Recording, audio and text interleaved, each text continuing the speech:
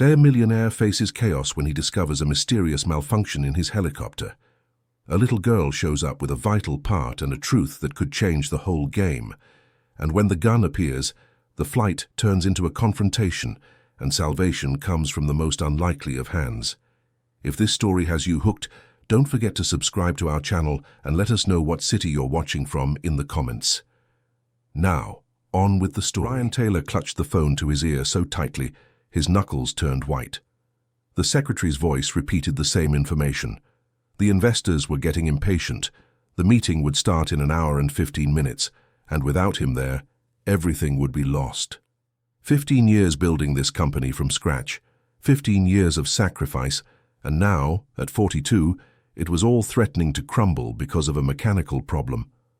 The private hangar smelled of fuel and hot metal. The sun streamed through the high windows, creating beams of light that illuminated dust particles in the air. The black helicopter sat in the center, imposing and useless. Ryan ran a hand through his graying hair, feeling cold sweat trickle down the back of his neck. Henry, the 45-year-old pilot who had worked for him for 7 years, was crouched beside the open engine, an expression of regret on his face that seemed a little too sincere. "Mr. Taylor, I've tried everything. The hydraulic system isn't responding. I've never seen anything like it. It was working perfectly yesterday." "I don't care." Ryan's voice echoed through the hangar. "I need to be in that meeting in an hour. Without me there, they'll sign with the competition. $3 million down the drain." He dialed his wife's number.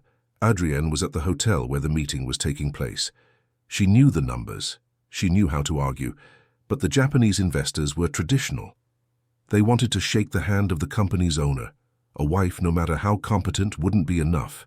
The call went to voicemail. Ryan tried again. On the third try, she answered. "Ryan, honey, is everything okay?" Adrienne's voice sounded too calm, rehearsed.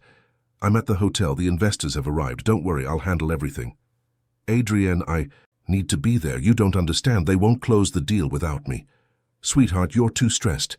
Maybe this is for the best. I'll lead the initial conversation, and when you get here..." "When I get here? The helicopter is broken. There is no when I get here."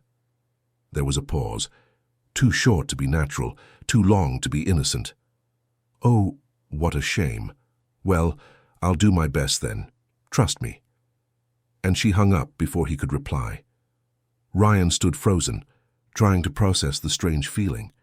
Adrienne had always been ambitious, always wanted to be more involved in the company's decisions. For the last few months she'd been insisting he delegate more. But there was something in her tone now that didn't match the urgency of the situation. He kicked a toolbox on the floor. The metal clanged against the wall with a crash. "How many times do I have to say I want this helicopter working? Sir, it's mechanical. Something blocked the system. I'll have to call a technician, and that could take hours." "Hours? I don't have hours. I have 50 minutes. It was then that a child's voice, high-pitched and firm, cut through the tension. "I can fix it." Ryan turned. In the corner of the hangar stood a little girl, about 7 years old, with brown hair in a messy ponytail and a white t-shirt stained with grease. On her feet were worn-out sandals. In her hands, a rag tied around her waist like an apron. Her brown eyes shone with confidence. "What?" "I said I can fix your helicopter." The girl took a step forward, lifting her chin. There was no fear. There was determination. Henry let out a cruel laugh. "That's Bella, Maria's daughter, the cleaning lady. She can barely write her own name, let alone understand aeronautical mechanics. Get back to your corner, kid." But Bella didn't move. She met Henry's gaze with a cold stare. "I didn't learn by reading manuals. I learned by watching. Every day when my mom cleans this hangar, I watch. I've seen you do the maintenance dozens of times. I know where every part is, every screw, every connection." Ryan opened his mouth, but the words wouldn't come. There was something about this child that unnerved him. The way she looked at the helicopter, as if she could see the machine's heart. "Bella, for God's sake, you're going to get hurt." Maria, the 35-year-old cleaning lady, came running with a bucket of soapy water. She was thin, with deep circles under her eyes and calloused hands. "I'm sorry, Mr. Taylor." Come here, honey. But Bella didn't go. She took another step toward the helicopter. Mum, I know what's wrong. I saw him take the part out last night. The silence was absolute. Maria turned pale. Henry stiffened. Ryan felt his heart race. What did you say? Bella swallowed hard but didn't back down. Last night, after everyone left, I came back. Because I forgot my backpack, I saw him. She pointed at Henry. He opened the engine and took out a small silver part. He put it in his pocket and left. Henry's face turned red. That's a lie, a kid making up stories. Mr. Taylor, are you going to believe this? Shut up. Ryan cut him off, his eyes still fixed on Bella. Where is this part now? The girl hesitated. She looked at her trembling mother, then at Henry, clenching his fists. Then slowly, she pointed to the industrial waste bin in the corner. He threw it in there. Before you arrived. I saw him do it while you were on the phone. Ryan felt the ground shift beneath him. Henry had worked for him for 7 years, always punctual, efficient, loyal. Or so it seemed. He walked to the waste bin, a rusted metal drum. The smell of burnt oil filled his nostrils. Without hesitating, he plunged his hand in, feeling sharp pieces of metal cut his skin. Maria let out a muffled scream, but he didn't stop. His fingers searched through cut wires and broken screws, and then he felt it, a small cold part. When he pulled it out, he was holding a silver component covered in grease. The pilot backed away, his hands raised defensively. Sir, I can explain. It's not what it looks like. That part was defective. But you threw it in the trash and left the helicopter grounded today of all days, on the morning of the most important meeting of my life. Ryan squeezed the part tightly. Is my wife involved in this? The silence was confirmation. Henry looked down. Maria covered her mouth. Bella remained motionless, watching with a seriousness that didn't belong to a 7-year-old. The side door opened. With a loud creak, a figure appeared in the entrance. Slowly, Ryan made out a man, tall, too thin, with worn-out clothes and an unshaven face. Maria, did you forget Bella here? The voice was deep and tired, but upon seeing the scene, he froze, his eyes fixed on Henry. You. Henry turned pale. Charles, I didn't know you were still around. I bet you didn't. Charles took a step inside. How long has it been? 8 years? Dad. Bella ran and clung to his leg. He broke the helicopter on purpose. Charles looked at his daughter, then at the part Ryan was holding. Is someone going to tell me what's going on? Ryan demanded. Who are you? Charles stepped forward. Charles Miller. I was a pilot, one of the best, until Henry accused me of sabotage. He lied, forged evidence. I lost everything. My license, my job, my reputation. Maria held her husband's arm. Bella was still clinging to her father's leg. But I have proof. Bella's voice cut through the air. Everyone turned. Give me the part. Ryan handed her the component. She examined it, walked to the helicopter, and without hesitation, approached the open engine. Bella, no, Maria shouted, but Charles held her back. Let her. Our daughter knows what she's doing. With precise movements, Bella fitted the part into place. A metallic click echoed. She adjusted 2 connections and stepped back. Done. It'll work now. If she fixed it, I can fly it. Charles's voice came out firm. Take me with you. I'll get you to that meeting on time. Henry exploded. You're crazy if you think I'm going to let that happen. He ran to the control panel and pulled something from his waistband. The sunlight glinted off the metal. A gun, small but lethal. Nobody is flying anything. Nobody is going to any meeting. Your company is changing hands today, Ryan. The temperature in the hangar seemed to drop. Maria pulled Bella behind her, shielding her daughter. Charles slowly raised his hands. Ryan was paralyzed. Henry pointed the gun at the helicopter, his finger on the trigger. I worked 7 years for this moment. Adrian and I planned every detail. You were going to miss this meeting. The investors would back out, and she would take control. It was perfect. His voice trembled with rage. Until this damn kid showed up. Why? Henry laughed, bitterly. Because you never valued anything. Your wife supported you for years, and you never gave her the credit she deserved. It was always you. And her. Just the trophy wife. And you?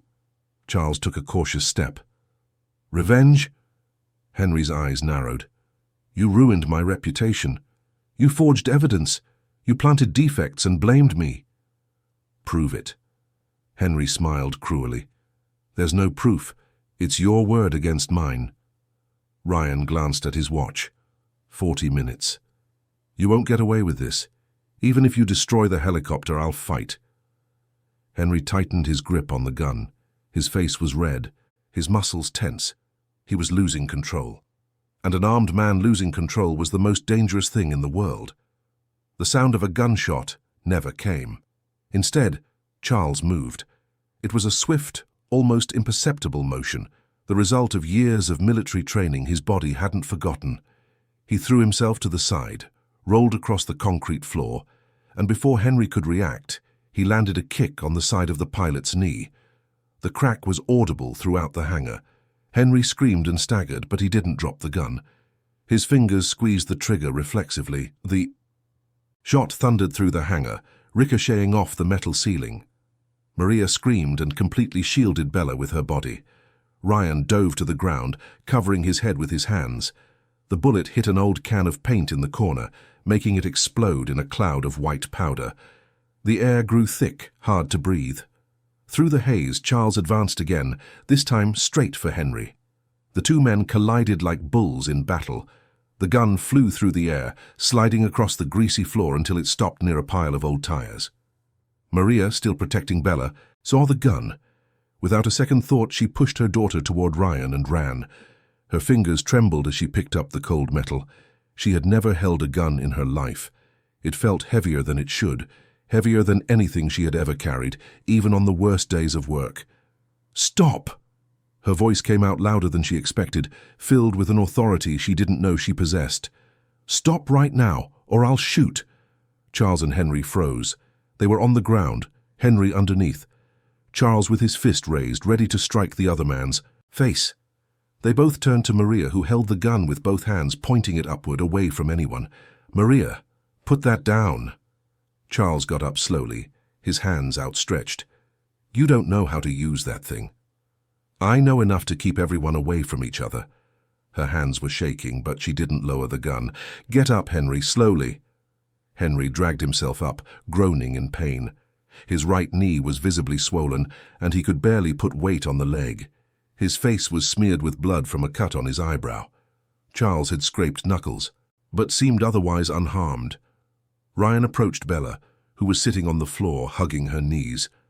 The girl's eyes were wide, but she wasn't crying. She just watched everything with that unnerving seriousness. "Are you okay?" Ryan asked, crouching beside her. Bella nodded slowly. "Did my dad hurt him?" "Your dad protected you. He protected all of us." The girl looked at Charles, then at her mother holding the gun, and then back at Ryan. "Are you still going to make it to the meeting?" The question was so direct, so pragmatic, coming from a 7-year-old, that Ryan almost laughed. Almost. He looked at his watch. 35 minutes. 35 minutes, and the hangar looked like a battlefield. White paint covering everything, Henry bleeding, Charles panting, Maria trembling with a gun in her hands. "I don't know." The honesty hurt as it came out. "Yes, you will." Charles's voice cut through the air. He wiped the blood from his hands on his already dirty shirt. "Henry is going to stay right here, nice and quiet. Maria, tie him up with that cable over there." He pointed to a thick tow rope leaning against the wall. "Charles, we can, and we will." Charles walked over to Maria and carefully took the gun from her, disengaging the safety and tucking it into his own waistband. This man tried to sabotage the helicopter, tried to ruin Ryan's life, and almost shot our daughter. He stays here until we sort this out. Maria hesitated, but then she looked at Bella, and something hardened in her face. She grabbed the rope and began to tie Henry's wrists, who whimpered in pain, but didn't resist. The injured knee kept him docile. Ryan stood up and walked to the helicopter. The part Bella had reinstalled was firmly in place. He pressed a button on the external panel and the engine purred, low and steady. It worked. It actually worked. "Can you really fly this thing?" he asked Charles, turning to the man who moments ago had physically fought to protect him. I can. Charles wiped more blood from his face. I was a pilot for 12 years before everything fell apart. I still know every move, every procedure. A helicopter is like riding a bike. The body doesn't forget. What if you're lying? What if this is another trap?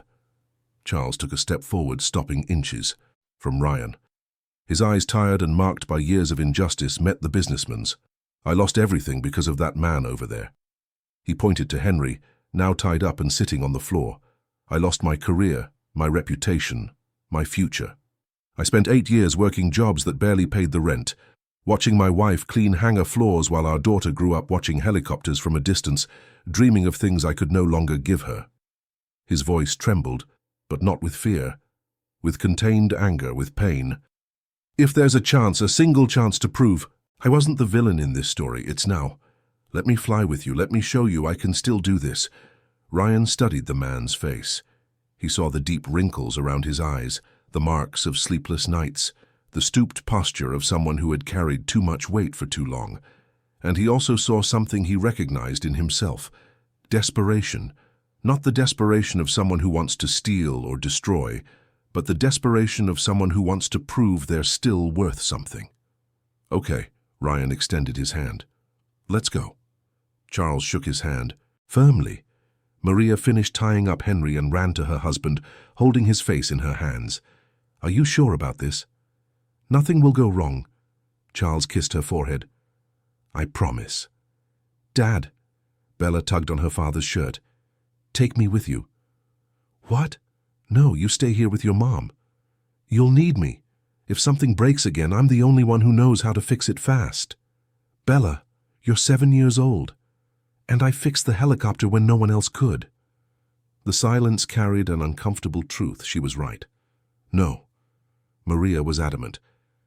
There is no. Where you are putting our daughter in a helicopter. Mom, Bella held Maria's hand. I trust Dad, and Mr. Taylor needs help. Ryan watched with a lump in his throat. There was something about this child that disarmed him. An impossible courage, a determination that put adults to shame. Maria, he approached her, I understand your fear. If she were my daughter, I would never let her. But she's right. If something goes wrong during the flight, I wouldn't even know where to start. Your husband probably wouldn't either after being away for so long. But she's seen every maintenance check. She knows. She's 7 years old, Maria practically screamed, tears streaming down her face. 7? How can you ask this of me? Charles hugged his wife, burying his face in her hair. Because she's special, because she has a gift we can't ignore, and because for the first time in 8 years I have a chance to fly again, to prove my innocence, to give our family a better future. He pulled away, holding Maria's shoulders. I will take care of her. I will protect her with my life. Maria looked at her daughter. Bella smiled, a small but confident smile. I'll be back, Mum. I promise. Maria's tears fell faster. She pulled her daughter into a tight hug, whispering things no one else could hear. When she finally let go, her eyes were red but determined. If anything happens to her, Charles Miller, I swear Nothing will happen. Charles kissed his wife one last time. Let's go, Bella. Let's fly. Ryan, Charles and Bella walked to the helicopter. Charles helped his daughter climb in first, settling her in the back seat and fastening her seatbelt. Ryan got in beside him. Charles took the controls, his hands trembling slightly as he touched the familiar instruments. Ready? He looked at Ryan. I don't have a choice, do I? 32 minutes. Charles smiled, but it was a nervous smile. Then you'd better hold on tight. The rotors began to spin, slowly at first, then faster and faster. The sound filled the hangar, a mechanical roar that made the floor vibrate. Maria took a step back, her hands covering her mouth. Henry, tied up in the corner, watched with hatred in his eyes. The helicopter lifted off, slowly, unstable for a moment, but then Charles adjusted the controls and the machine stabilized. Through the window, Bella waved to her mother, who waved back, tears streaming down her face. And then they flew, rising above the hangar, above the earthbound worries, toward a meeting that would decide everything, toward the unknown. But as the helicopter disappeared into the blue sky in the silent hangar, Henry began to smile, a smile no one saw, a smile that said the story was far from over. The sky was too clear. There were no clouds to hide the city that stretched out below them like a three-dimensional map. Ryan gripped his seatbelt so hard his fingers ached. Charles flew with intense concentration, every movement deliberate, every adjustment to the controls made with surgical precision. It was like watching a surgeon operate after years away from the operating room. "How much time?" Charles shouted over the engine noise. Ryan looked at his watch. 28 minutes. "We'll make it. The headquarters is 15 minutes from here as the crow flies." Bella was in the back seat, her face pressed against the window, her eyes shining with an excitement that contrasted with the adult's tension. For her, this wasn't a desperate race against time. It was flying. It was touching the sky she had always watched from afar. "Dad, look over there." She pointed down. "You can see our house." Charles smiled, but his eyes never left the instruments. "You sure can, kiddo. One day you'll fly even higher." "One day? I'm flying right now." The child's innocence was both comforting and agonizing. Ryan thought of his own family, or what was left of it. Adrian. The name burned in his mind like a hot iron. 12 years of marriage. 12 years of building a life together, of sharing dreams, of facing crises, and it was all a lie. How long had she been planning this? Months? Years? Since when did she look at him and see only an obstacle to be removed? The phone in his pocket vibrated. Ryan pulled it out and saw her name on the screen. Adrian. He hesitated, his finger hovering over the answer button. Charles watched him out of the corner of his eye. "Is that her?" "Yeah." "Are you going to answer?" "I don't know." "Answer." Charles adjusted the altitude. "Let her think the plan worked."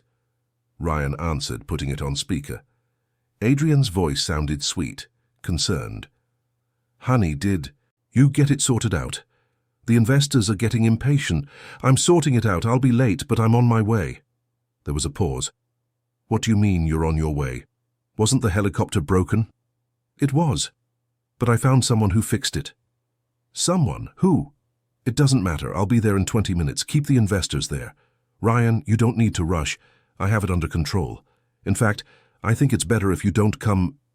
"Adrian." The name came out like a blade. "I will be there. Keep them there." He hung up. The silence in the helicopter was heavy. Charles looked at him. "How long have you been married?" 12 years. "And you never suspected?" "Never." The admission hurt. She was perfect, or at least I thought she was. Supported everything, participated in decisions. How could I have known? That she was waiting for you to fall. It's the worst kind of betrayal. Sounds like you know what you're talking about. I do. Charles gripped the controls. When I lost my license, I thought my colleagues would support me, but when the accusation came, they all backed away. No one wanted to hear my side. It was easier to believe I was guilty. Why did he do it? Jealousy. I was younger, rising fast, getting the best routes. Henry was stagnant. He wanted my position. So he created a situation where I would look incompetent, planted a defect and blamed me. Well-told lies. And you were never able to prove your innocence. How? I had no money, no connections. It was his word against mine. Bella, who had been listening in silence, leaned forward. But you're flying again now, Dad. That means you always could. Charles smiled genuinely. Yeah, kiddo. I still can? Ryan's company building appeared on the horizon, a skyscraper of glass and steel that reflected the morning sun like a beacon. The helipad on top was empty. Charles began the approach maneuver, his hands moving over the controls with a familiarity that transcended time. 2 minutes to landing. Ryan looked at his watch. 23 minutes. They had done it. Against all odds, they were going to make it in time. But the victory felt hollow. What was waiting for him down there? A treacherous wife, impatient investors, a business that might already be compromised. The helicopter approached the helipad, the rotors roaring as Charles made the final adjustments. The wind rocked the aircraft slightly, but he compensated for every movement. The skids touched the concrete gently, a perfect landing that would make any pilot proud. Charles shut down the engine. The ensuing silence was deafening after the constant roar of the rotors. He unbuckled his seatbelt and turned to Ryan. "We're here." "We're here," Ryan repeated, but he didn't move. His hands still gripped the belt. "I don't know what to do now." "You know." Charles put a hand on his shoulder. "You go in there. Look those investors in the eye and show them why they should trust you. Show them you built this from the ground up and that no one, not even your wife, is going to take it from you. What if they've already decided? What if Adrienne has already convinced them? Then you fight. Like I should have fought 8 years ago, but I didn't have the chance. You have that chance. Don't waste it." Ryan nodded. Charles was right. He unbuckled his seatbelt and opened the door. The wind from the top of the building hit his face, carrying the smell of the city and the distant sound of traffic below. He got out, his legs trembling a little from the adrenaline of the flight. Bella got out too, but stayed close to her father. Charles picked her up, holding her carefully. "Are you guys staying here?" Ryan asked. "We are. Someone needs to look after the helicopter." Charles smiled. "Besides, I have a feeling you might need a quick getaway." Ryan walked toward the access door to the building. His footsteps echoed on the concrete. With every step, his heart beat faster. With every step, the anger grew. Not just anger at Adrienne, but at himself, for being so blind, for trusting so completely, for ignoring signs that he now realized had always been there. The door opened before he reached it. A security guard he recognized appeared, his face neutral. "Mr. Taylor. Mrs. Taylor is waiting in the conference room with the investors." "Thanks, Paul." Ryan entered the building. The hallway was familiar, but it felt different, as if every detail had gained a new layer of meaning. This place he had built, that bore his name, was about to witness his greatest battle. He stopped before the double doors of the conference room. On the other side he heard muffled voices. Adrienne speaking in Japanese, her fluency impressing the investors as it always did. She was always good at that, good at impressing, good at lying. Ryan took a deep breath. He straightened his tie. He wiped the grease that still stained his hand from his search in the hangar's trash, and then he pushed open the doors. The scene that greeted him was like a perfect photograph of a successful business meeting. Adrienne was at the head of the table, beautiful and confident in her white suit. 3 men in dark suits, the Japanese investors, sat around the table with documents spread out. They all had glasses of water and cups of coffee, all very civilized, all very controlled, until Ryan walked in. The silence was instantaneous. Adrienne turned pale, her eyes widening. It wasn't surprise, it was shock, it was fear. It was the expression of someone watching a perfect plan crumble before their eyes. "Good afternoon, gentlemen." Ryan spoke in fluent Japanese, giving a slight bow. "I apologize for the delay. I had some technical difficulties, but I'm here now, ready to discuss our future together." The investors stood, returning the bow. The oldest, a man with gray hair and sharp eyes, spoke first. "Mr. Taylor, your wife assured us you would be unable to attend. She said an emergency had come up." "There was an emergency." Ryan looked directly at Adrienne. "But it's been resolved, and now shall we begin?" Adrienne tried to smile, but it was a pathetic attempt. Her fingers gripped her pen so tightly, her knuckles turned white. "Ryan, darling, I'm so glad you could make it. I was just explaining to the gentleman." "Explaining what exactly?" he interrupted, his voice calm, but laced with something dangerous. "Explaining how incompetent I am, how the company needs new management, how you would be a better leader." The silence returned. The investors exchanged uncomfortable glances. Adrienne swallowed hard. "Ryan, I don't know what you're talking about. I was just lying." "You were lying, Adrienne. How long have you been lying?" "Months. Years." And it was then, In that moment of maximum tension that Ryan's phone vibrated. He picked it up, saw the message, and his blood ran cold. It was from Maria. Just 2 words. Henry escaped. Ryan stared at Maria's message. The 2 words seemed to pulse on the screen. Henry escaped. His first instinct was to run back to the helipad, to check if Charles and Bella were safe. But then the eyes of one of the investors fixed on him, waiting for the continuation of the accusation he had started. He put the phone away. Henry could wait. First, he had to save what was left of his company. "Gentlemen, I apologize for this moment." Ryan switched back to Japanese. "But you all deserve to know the truth. My wife and my former pilot conspired to sabotage my presence here. They wanted me to miss this meeting so she could take control." The investors exchanged glances. The oldest, Mr. Takahashi, tilted his head. "Those are serious accusations, Mr. Taylor." "They are. And I have proof." Ryan showed them the messages from Maria, the timeline of the sabotage. "My pilot removed a part from the helicopter. A child witnessed it and helped me." Adrian stood up abruptly. "This is ridiculous. Ryan is under a lot of stress. Gentlemen, perhaps we should postpone—" "Sit down." Mr. Takahashi's voice cut through the air. Adrian sat, pale. "Mr. Taylor, please continue." "I am here, ready to discuss our partnership. What my wife does is a problem I will deal with later, but business comes first." Mr. Takahashi studied Ryan for a long moment. "A man who separates personal problems from business has character." He turned to the other investors, exchanging a few quick words. "We will proceed, but your wife must leave." "What?" Adrian stood up. "I've worked for this company for years, and you tried to destroy it," the second investor said. "Please leave." Adrian grabbed her purse, threw her papers on the table, and stormed out, slamming the door behind her.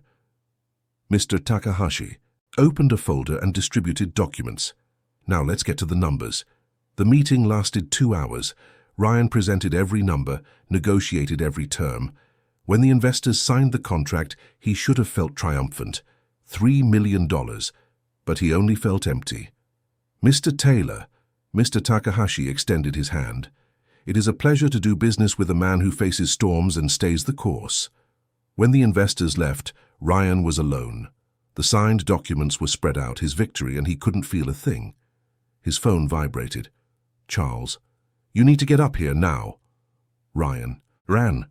He took the emergency stairs because he couldn't wait for the elevator. His lungs burned as he pushed open the door to the helipad. The wind on the rooftop hit him hard, but he barely noticed. Charles was standing beside the helicopter, his face tense. Bella was sitting inside the aircraft, hugging her knees, and Maria was there, trembling, tear tracks on her face. "What happened?" Ryan gasped. Henry called. Maria was holding her phone so tightly her knuckles were white. "He said if you don't give up the company and hand everything over to Adrian, he'll... She couldn't finish. Charles finished for her. "He said he's coming here, and he's not coming alone." "Alone?" Ryan felt his stomach churn. "What does that mean?"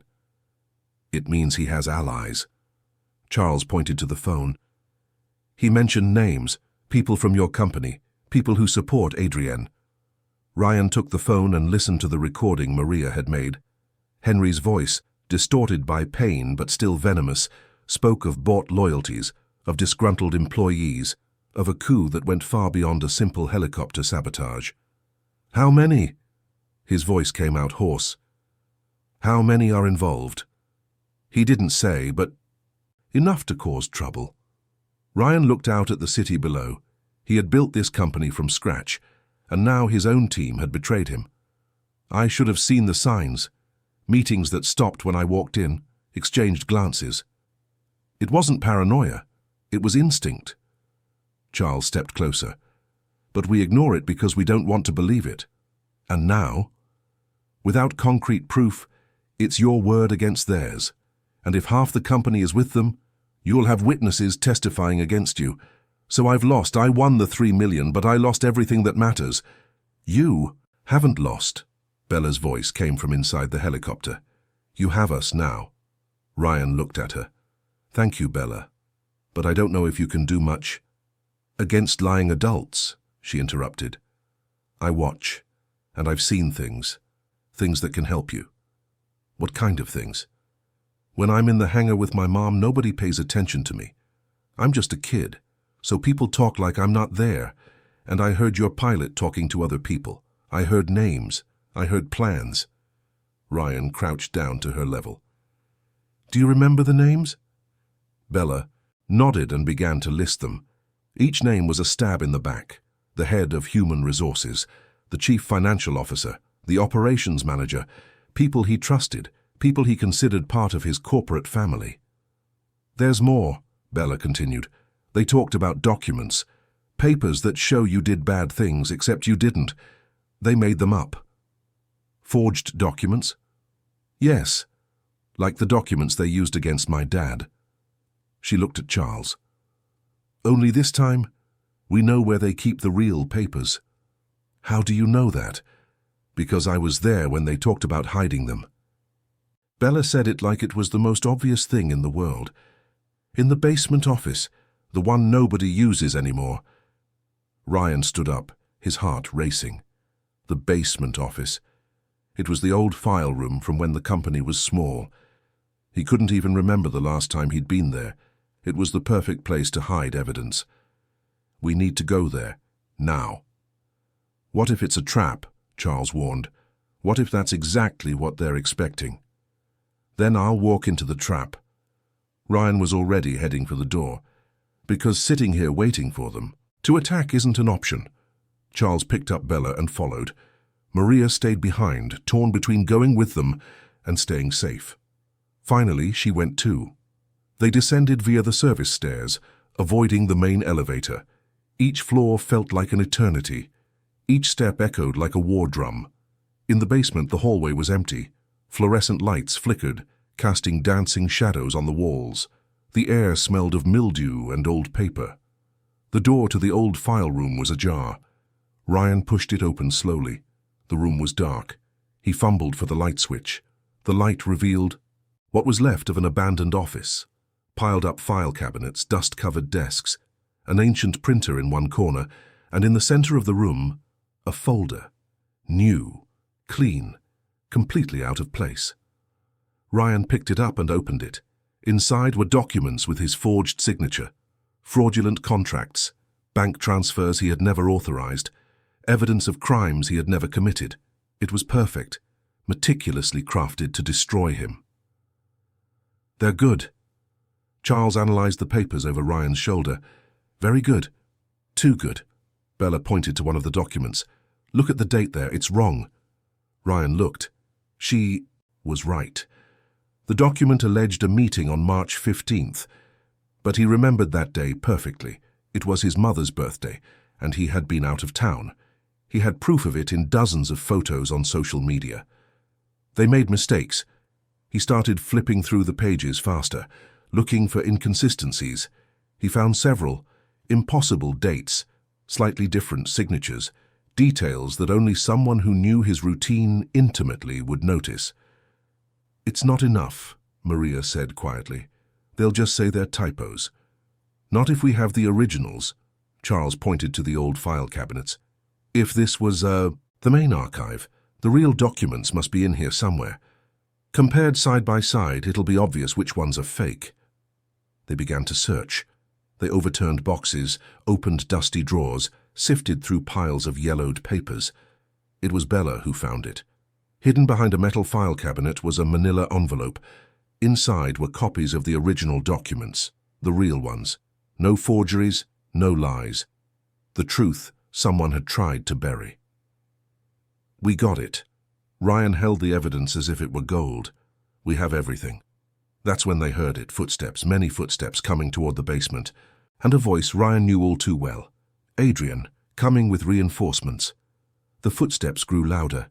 Ryan looked around, searching for an exit. There was an emergency door in the corner, blocked by file cabinets. Charles was already moving the boxes, clearing a path. Quick, he whispered, picking up Bella. Maria grabbed the documents and ran after him. Ryan took the folder of forged documents. He might need it as evidence. The main door swung open. Adrian's voice echoed. I know you're in here, Ryan, let's talk like adults. Ryan didn't answer. He ran to the exit where Charles was, holding the door. They all slipped through and Charles closed it quietly. On the other side they heard Adrienne enter. He was here, another male voice said. The files have been disturbed. Did he find the documents? The folder is here, but some papers are missing. Adrienne let out a harsh word, quick footsteps, things being thrown around. Search the entire basement. They ran down the service corridor, flickering lights, stained walls. The smell of mildew was suffocating. Where are we going? Maria panted, trying to keep up. To the parking garage. Ryan knew this building better than anyone. He had spent entire nights here when the company was just starting. There's an exit that leads directly to the side street. If we can get to the car...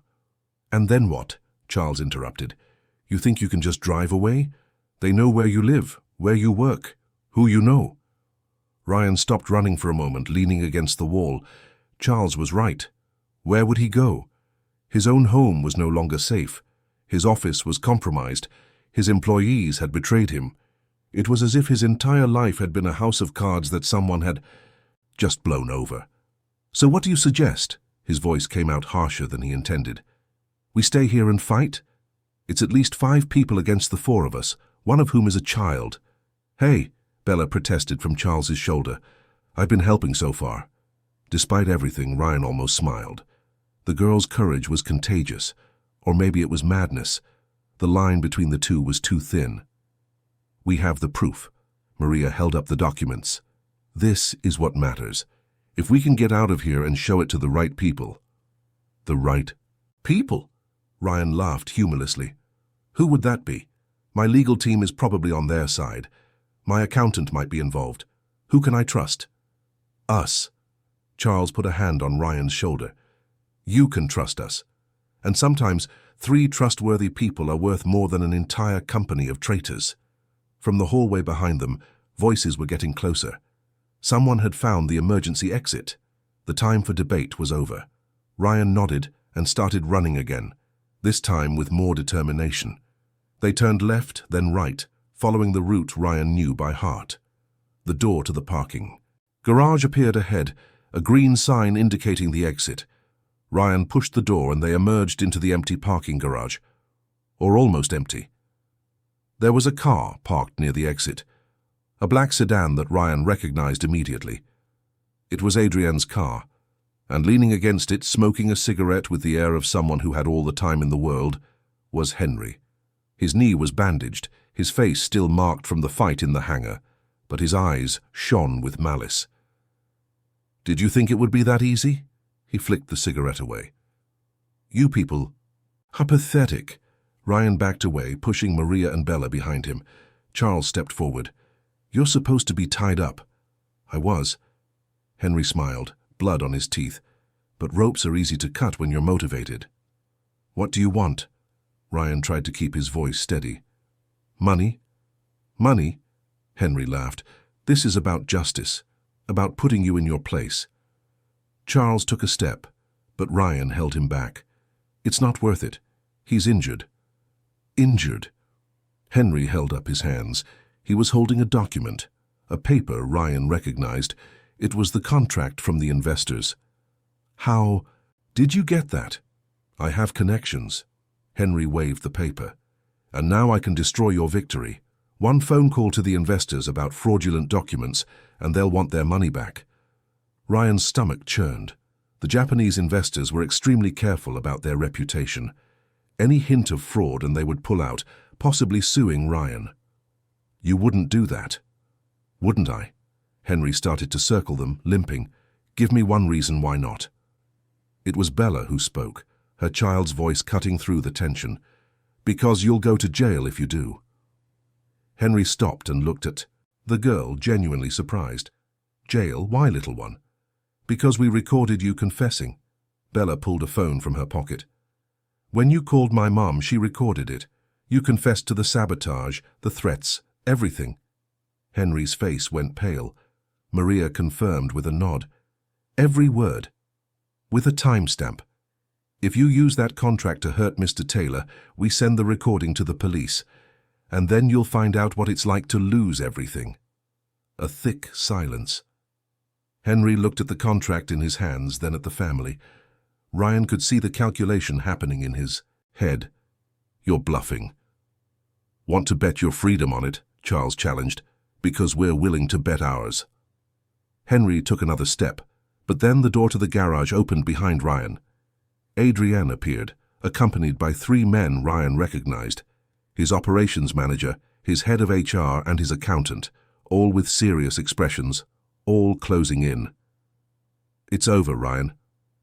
Adrienne spoke, and her voice no longer held any of its feigned sweetness. It was cold, calculating, the voice of someone finally taking off the mask. "You have 2 options. Sign the papers transferring the company to me, or we destroy your reputation so completely you'll never get a job as a mailroom clerk again." Ryan looked at her, at the woman he had been married to for 12 years, at the person who swore eternal love every night before they went to sleep, and he saw a stranger, an enemy, someone who had never really existed except in his illusions. "No." The word came out simple, firm. Adrienne blinked. "What?" "I said no." Ryan straightened his shoulders. "You can destroy my reputation, spread your lies, but I'm not giving you my company. I built this, I bled for this, and if I'm going to lose it, I'm going to lose it fighting." Adrienne's face hardened. She gave a signal and the 3 men advanced. Charles pushed Maria and Bella back. Ryan braced for the confrontation. But then sirens cut through the air. Loud, piercing. Multiple sirens getting closer. Police cars swarmed into the parking garage. 4 squad cars surrounded them, red and blue lights painting the walls. Officers got out, hands on their weapons. A man in a suit stepped out of one of the cars. Older, with grey hair and tired but determined eyes, he walked to the center of the garage and showed a badge. "Detective Davis, we received an anonymous tip about threats and criminal conspiracy at this address." His eyes swept over the group. "Does anyone want to tell me what's going on here?" Adrienne stepped forward, already putting on her mask of the concerned wife. "Detective, there's been a misunderstanding. My husband is going through a difficult time, a lot of stress, and—" "Are you Adrienne Taylor?" the detective interrupted. She nodded. "Then you're under arrest for conspiracy to commit corporate fraud and sabotage." He signaled, and 2 officers approached with handcuffs. The shock on Adrienne's face would have been comical if it weren't so tragic. She looked at Ryan, searching for some reaction, some sign that he would intervene, but he remained silent, watching as they led his wife away in cuffs. Henry tried to run, but with his injured knee he didn't get far. More officers caught him and pinned him down. The 3 employees were approached, their hands raised, protesting their innocence. The detective walked over to Ryan. "Mr. Taylor." Ryan nodded, still processing. "You have allies. Someone sent us all the evidence an hour ago. Recordings, documents, everything. We've been investigating for weeks, but this material closed the case." "Who?" The detective glanced at Bella, who was smiling innocently. "It was an anonymous tip, but there was a note saying you were going to need help today." Ryan looked at the 7-year-old girl holding her mother's hand. She had seen everything, heard everything, and with the innocence and courage only a child possesses, she had acted. She had saved them all. A week later, Ryan was sitting in the same office where it had all begun. But the space felt different, emptier, quieter.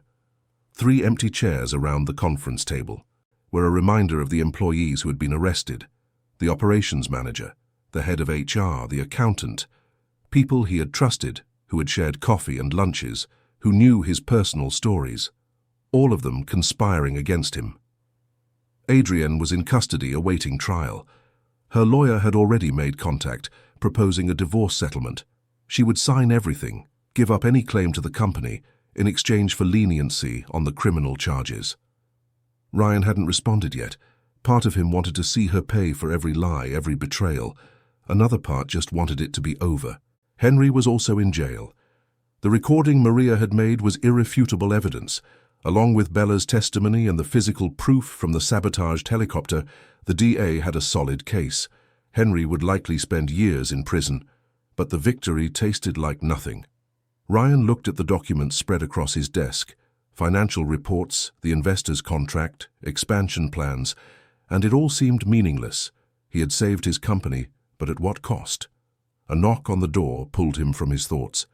His new secretary, a woman in her 50s he'd hired on a friend's recommendation, entered with a hesitant expression. "Mr. Taylor, there are some people here to see you. They say it's important." "Who is it?" "The Miller family." Ryan stood up immediately. Charles, Maria, and Bella walked into the office. They looked different. Charles was wearing new, clean clothes, and there was a healthy color in his face that hadn't been there before. Maria had a new haircut and wore a simple but elegant dress. Bella was in a school uniform, a backpack on her shoulders, smiling broadly. "We came to thank you," Charles said, extending his hand, "for the job, for Bella's school, for everything." Ryan had offered Charles the position of the company's official pilot after the whole scandal was resolved. He had also offered to pay for Bella's education at the best private school in the city. It was the least he could do for the people who had risked everything to help him. "You don't have to thank me, I'm the one who owes you." "Even so." Maria stepped closer, holding Bella's hand. "You've changed our lives. After 8 years in the dark, we're finally seeing the light."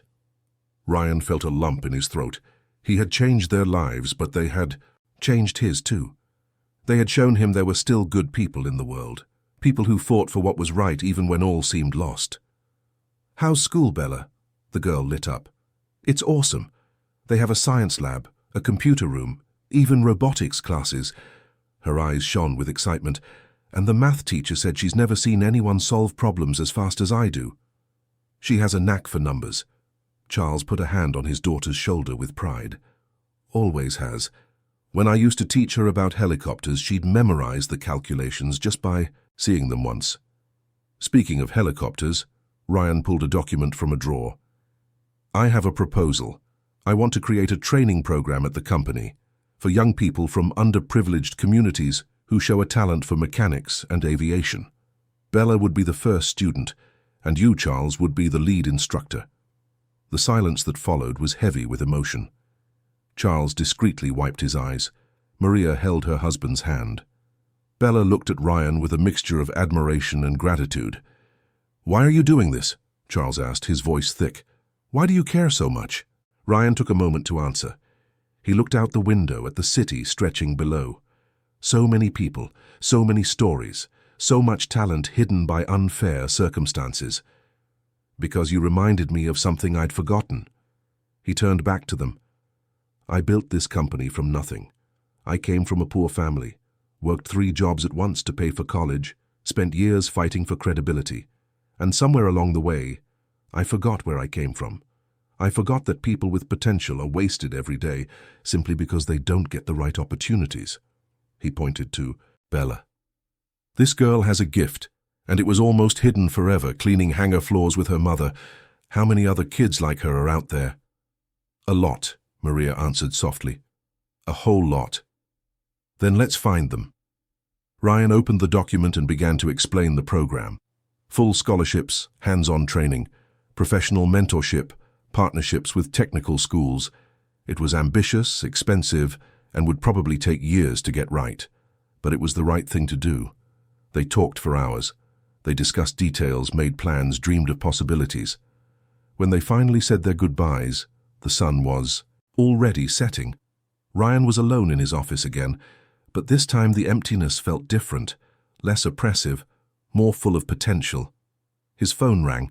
It was Adrienne's lawyer, asking for an urgent meeting. Ryan sighed. Reality was calling. He scheduled it for the next day and hung up. The next morning he sat across from Adrienne for the first time since the parking garage. She was pale, without makeup, wearing simple clothes provided by the jail. She looked 10 years older. The eyes that once shone with ambition were now dull. "Thank you for coming," she said, her voice hoarse. "I didn't come for you. I came to end this." "I know." She looked down at her hands. "I know I don't deserve it, but I want you to understand." "Understand?" Ryan interrupted. "Understand that you plan to destroy everything we built together? That you lied to me every single day? That you put a child in danger?" "I never planned to put anyone in danger." For the first time, there was emotion in her voice. It was just supposed to be a clean coup. You'd miss the meeting, you'd be discredited, and I'd take over. No one was supposed to get hurt. But people did get hurt. Charles almost died fighting Henry. Maria had to hold a gun for the first time in her life. Bella was there when shots were fired, all because you couldn't wait your turn. My turn? Adrian laughed, but it was a bitter sound. Ryan, I was never going to have a turn. You know that. No matter how hard I worked, how much I dedicated myself, I would always be your wife. Never the partner, never the leader, just the pretty decoration at corporate events. The accusation stung because it had a kernel of truth. Ryan knew he hadn't valued Adrian as he should have, but did that justify betrayal? You could have talked to me. You could have asked for more responsibility, more of a stake. I would have listened. Would you have? She stared at him. Really? Or would you have said I wasn't ready? That I needed more experience? That my time would come one day? Ryan didn't answer, because he didn't know the answer, and the silence was confession enough. I'll sign the divorce papers. He pulled the documents from his briefcase. You give up everything related to the company. In return, I won't push for maximum sentences on the criminal charges. My lawyer will work with yours on a deal with the DA. Adrian took the papers with trembling hands. She read every line, every clause that formalized the end of 12 years of marriage. When she signed, a tear fell onto the paper, slightly smudging the ink. I did love you, she said, handing back the signed documents. It might not seem like it, after everything, but I did. It just wasn't enough. Ryan put the papers away and stood to leave. At the door, he stopped and turned back. I loved you too, the woman I thought you were, but that woman never really existed, did she? Adrian didn't answer. There was no answer. That would make a difference. 2 weeks later, Ryan was in the hangar. The same hangar where it all began. But now he wasn't alone. 5 teenagers from different communities around the city were there, looking with reverence at the helicopters. Charles was at the front, explaining the basic components. Bella was beside him, occasionally adding details her father forgot. Maria was cleaning the hangar as she always did. But now she held her head high, knowing her work had dignity, that she wasn't invisible, that her daughter would have the future she never had. Ryan watched from a distance, leaning against the wall. One of the teenagers asked a question about propulsion, and Charles began to explain with enthusiasm. Bella ran to the helicopter and pointed to a specific part, physically demonstrating what her father was explaining verbally. It's a beautiful thing, isn't it? A voice beside him made him turn. It was his new HR director, a competent woman he'd hired from another company. Seeing young people get a chance to change their lives. It is, Ryan agreed. It's exactly what I needed to remember. That business isn't just about profit. It's about people. Henry confessed to everything yesterday. She showed him her phone with a news alert. He admitted to forging the evidence against Charles 8 years ago. The case is being reopened, and Charles will likely have his pilot's license officially restored. Ryan smiled. Justice, finally. Delayed, but it had arrived. The following months were about rebuilding. Ryan hired a new team, people he vetted thoroughly before trusting. He implemented policies of transparency in the company. He created anonymous reporting channels. He would never be blind to betrayal again. The training program grew, from 5 students to 10, then 20. Partner companies joined, offering internships. Technical schools created specialized curricula. And at the center of it all was Bella, now 8 years old, proving that talent knows no age or social class. On a rainy afternoon, 6 months after the day in the hangar that changed everything, Ryan received a call from Henry. He was allowed 1 phone call from prison, and he chose Ryan. Why? Henry asked without preamble. Why didn't you completely destroy me? You could have pushed for the maximum sentence, but your lawyer recommended leniency. Why? Ryan thought carefully before answering. Because destroying you wouldn't undo the damage. It wouldn't bring back the 8 years Charles lost. It wouldn't erase his family's suffering. Revenge is empty. But giving them a second chance, That has meaning. There was silence on the other end. Then Henry spoke, and his voice was different, softer, more human. I was wrong about everything. The jealousy consumed me so much I lost sight of who I was. A pause. I hope one day Charles can forgive me. I don't expect you to, but he deserves peace. I can't speak for Charles, but I'll pass along your message. When he hung up, Ryan realized something. The hatred he had felt for weeks had subsided. It hadn't disappeared, but it no longer burned. It was being replaced by something more productive, hope, purpose, and for the first time since discovering the betrayal, Ryan slept through the night without nightmares. Ryan returned to the hangar 3 hours later. The sun was high now and the midday heat made the air shimmer above the asphalt. Charles was sitting in the shade, beside the helicopter, while Maria and Bella organized the tools that had been scattered during the morning's confrontation. Henry was still there, tied up in the same spot, but now there was something different in his eyes. It was no longer anger or desperation. It was pure fear. "You came back to turn me in?" Henry asked as Ryan approached. His voice came out hoarse and dry. "I haven't decided yet." Ryan pulled up a chair and sat in front of him. "But first, you're going to tell me everything. And when I say everything, I mean everything." Henry looked away. "I already told you, Adrienne and I planned—" "No," Ryan cut him off. "Adrienne got a call from someone who said you and she were just pawns in a bigger game, someone who mentioned a plan B." He leaned forward. "Who is this person, Henry?" The pilot turned pale. His tied hands trembled. "I don't know what you're talking about." "Liar." Charles approached, his arms crossed. "I've known you long enough to know when you're lying, and you're lying now." Maria pulled Bella away, shielding her from hearing what was to come. The girl protested but obeyed, going to sit inside the helicopter with a notebook and pencil. Henry closed his eyes. He took a deep breath. When he spoke, his voice was broken. "I don't know his name. I never did. He always contacted me by phone, from different numbers." His voice was altered, but he knew everything. He knew about my career, about what I did to Charles, about my debts. "Debts?" Ryan frowned. "What debts?" "Gambling." Henry gave a bitter laugh. "I have a problem with gambling. Sports betting, online casinos, anything. I lost everything, my house, my savings. I owed money to dangerous people." "And this man offered to pay your debts?" "No, he paid them, without me asking. And then he called me and said that now I worked for him, that he had invested in me and he expected a return." Charles let out a low curse. "So you were bought?" "I was blackmailed." Henry opened his eyes and there were tears in them. He said if I didn't cooperate, he'd tell everyone about the debts, about how I'd lied on financial reports to hide the money I was stealing to bet. My reputation, which was already bad, would be completely destroyed. Ryan felt a tightness in his chest. For a moment, he almost felt sorry for Henry. Almost.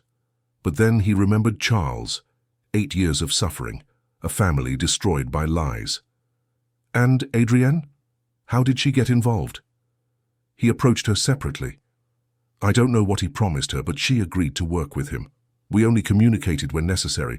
We never knew each other's full plans. It was designed that way, compartmentalized. Smart, Charles commented bitterly. If one of you got caught, you couldn't give up the other completely. Exactly. Ryan stood up and began to pace. His mind was working fast, connecting dots, putting the puzzle together. This man, does he have any connection to my company, to my business? I don't know. He never said. But from the way he talked, the amount of information he had, he's close, very close. A chill ran down Ryan's spine. Someone inside his own company? Someone he trusted? His phone rang. He looked at the screen. Unknown number. For some reason, his gut screamed at him not to answer, but he answered anyway. Hello? Ryan Taylor. The voice on the other end was male, but there was something strange about it, an artificial tone as if it were being altered by software. Finally, I've been expecting your call for hours. Who is this? Someone who's been enjoying your interesting morning. The chase across the city was particularly fun to watch. You should do more cardio. Ryan felt his blood run cold. This man had been watching them. How? What do you want? Straight to the point. I like that. What I want, Ryan, is simple. I want you to understand your position. You think you won today, you got the investment, exposed your wife, captured my pilot. You must be feeling quite powerful right now. And I shouldn't be. A laugh from the other end, cold, calculated. You should be terrified, because while you were busy saving your little company, I was busy destroying something far more important. What are you talking about? Check the news, Ryan, the financial news specifically. Go ahead, I'll wait. With trembling hands, Ryan opened his phone's browser and went to a financial news site.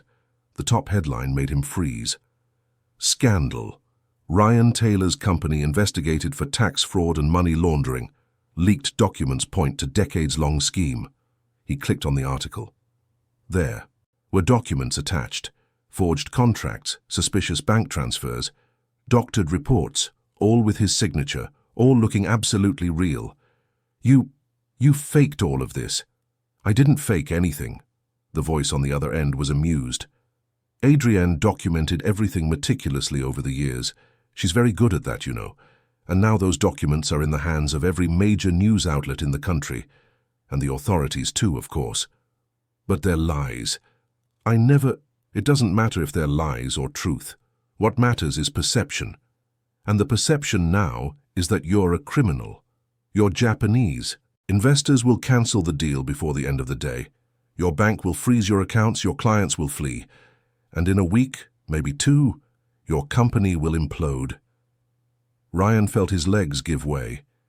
He leaned against the helicopter, trying to breathe. Why? Why do this?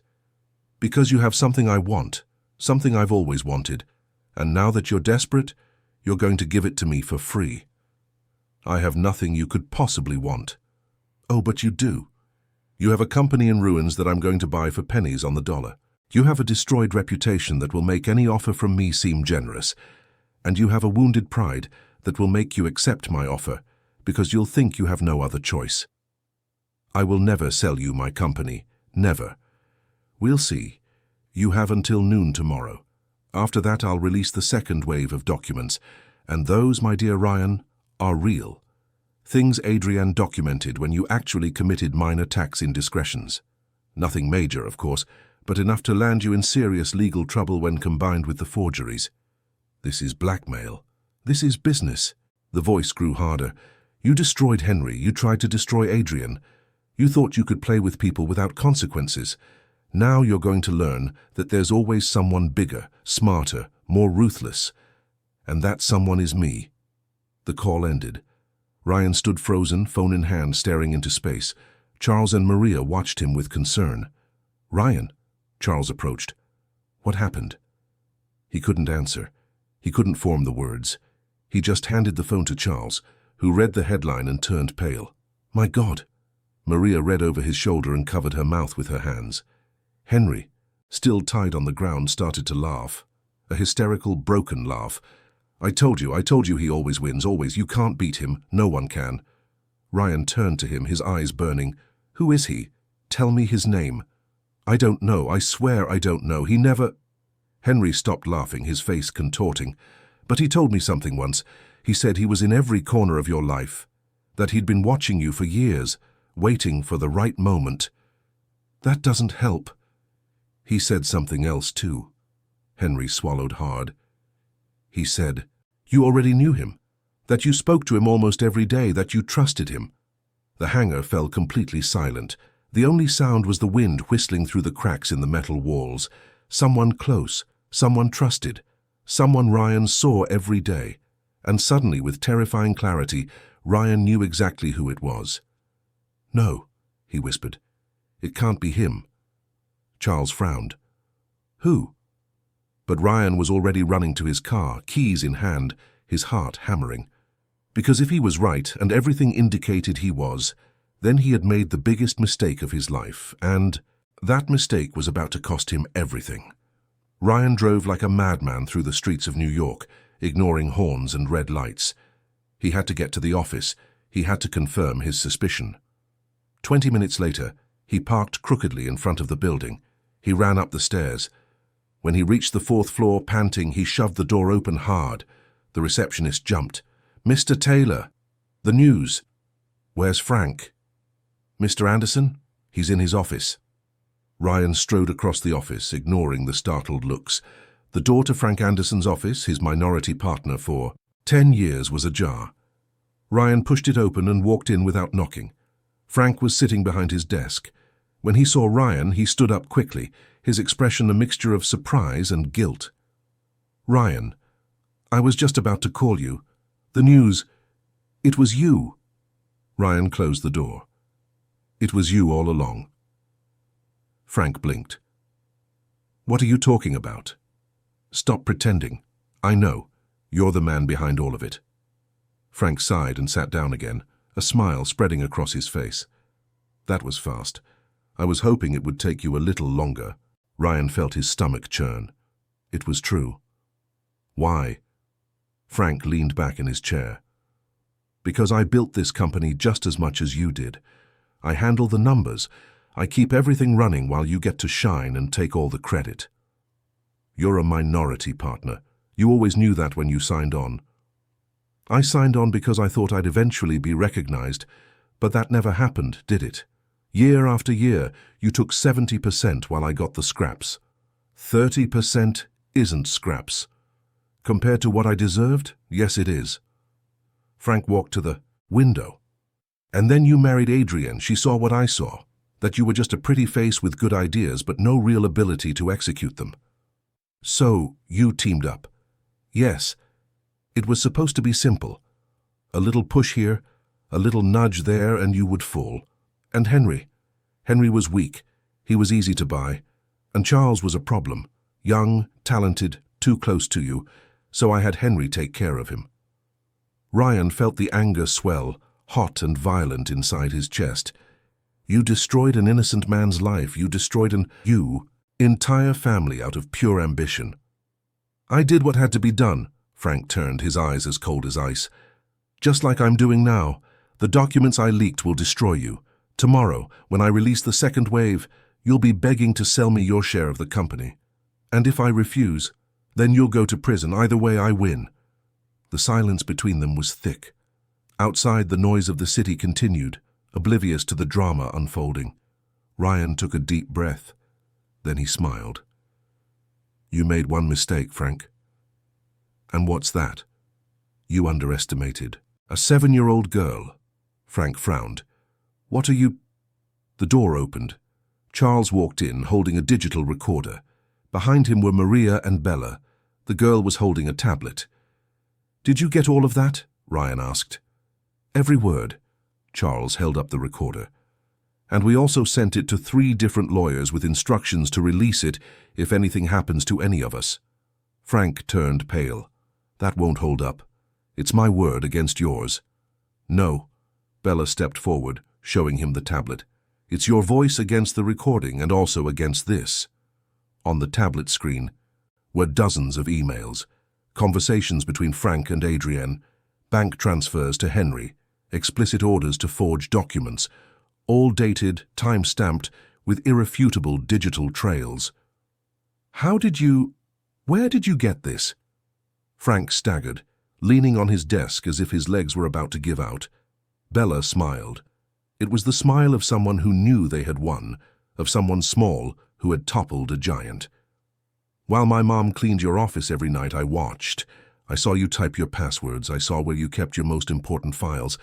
Last night after you left, I got on your computer. It was easy. You used the same password for everything, even your personal bank accounts." Frank's face was as white as paper. "That's an invasion of privacy. It's illegal." "Maybe."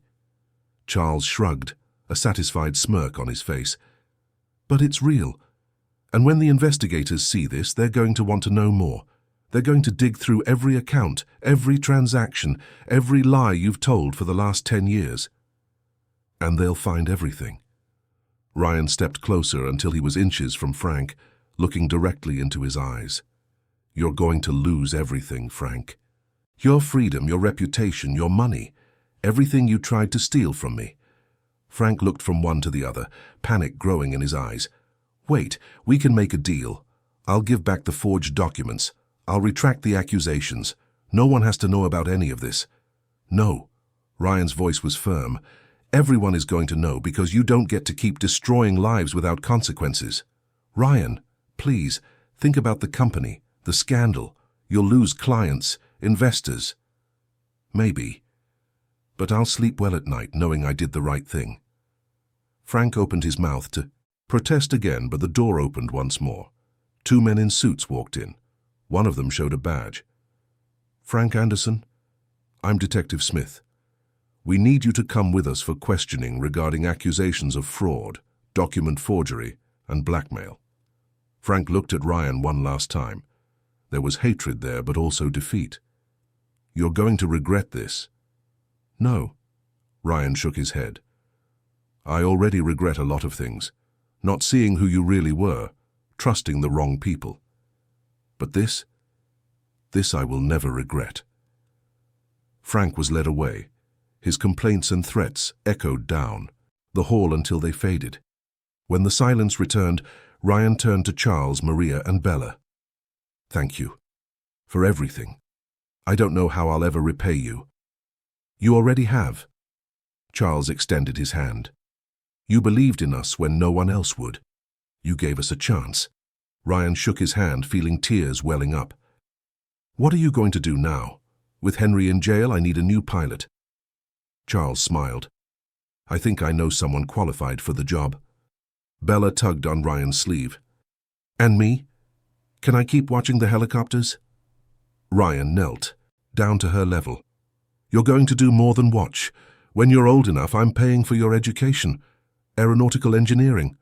And when you graduate, you'll have a job waiting for you. The girl's eyes lit up. Really? Really? You saved my life today, Bella. You saved my company. It's the least I can do. Maria started to cry, hugging her daughter. Charles put his arm around them both, his own eyes misty. In the weeks that followed, the truth came out. The forged documents were exposed. Frank was arrested along with Adrienne and Henry. The scandal made headlines for days. The Japanese investors, impressed with Ryan's honesty and swift action, upheld the deal. Some clients left, but new ones arrived, drawn by the story of courage that had spread. Charles started flying again, his license restored after the lies were revealed. Maria continued to work, now coordinating the cleaning crews for all the company branches. And Bella, the girl who had fixed a helicopter and unraveled a conspiracy at 7 years old, became a legend. Employees would stop to talk to her, to listen to her explain mechanics and logic. Ryan restructured everything. He changed policies, implemented controls, and brought transparency where there had once been shadows. And every day when he looked out his window, he remembered a chaotic morning, a desperate race, and a little girl with grease-stained hands. And he would smile. Because he knew now that true value wasn't in how much money you had. It was in having the courage to do what was right. It was in trusting the right people. It was in never giving up. And as the sun set over New York, casting long shadows across the city, Ryan Taylor closed his eyes and, for the first time in many years, felt peace. True peace. The peace of someone who had fought, suffered, and emerged transformed. Better, stronger, wiser.